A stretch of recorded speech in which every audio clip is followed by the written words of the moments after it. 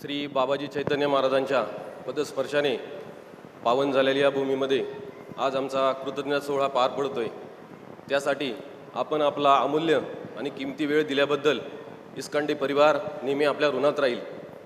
मी आपला थोडा वेळ आवर्जून घेतो, कारणही तसंच आहे म्हणून की आपण आजपर्यंत असा सोहळा पाहिला की नाही माहीत नाही, परंतु पैसा आहे म्हणून तो कुठेही व्यर्थ घालवायचा या उद्देशाने हा सोहळा आम्ही साजरा करत नाहीत।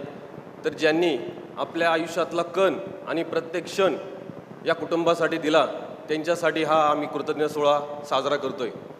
अण्णा आणि मम्मी, तुम्ही जन्म जरी स्वतःसाठी घेतला असलात ना तरी जगलात मात्र फक्त कुटुंबासाठी। अण्णा आणि मम्मी, तुमच्या या कार्यकर्तृत्वाला आम्हा सर्व भावंडांचा सलाम।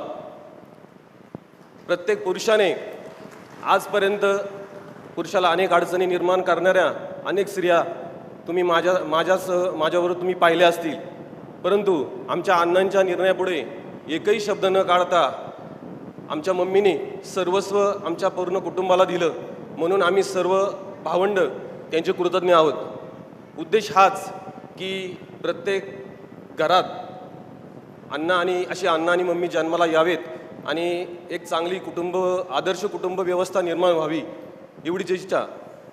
शेवटी जाता जाता या मंचावरनं मी एकच सांगेल की प्रत्येकाच्या आयुष्यात जर असा बाप आणि असा चुलता जर असेल ना तर आयुष्यात कोणाच्या पाया पडायची वेळ कधी कोणावरती येणार नाही।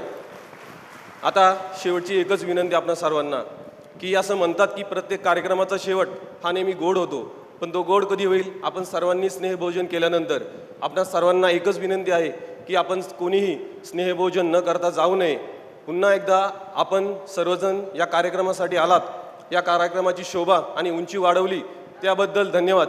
मी पुन्हा एकदा आमच्या इस्कंडे ब्रदर्सच्या वतीनं आपणा सर्वांचे ऋण व्यक्त करतो आणि थांबतो। धन्यवाद।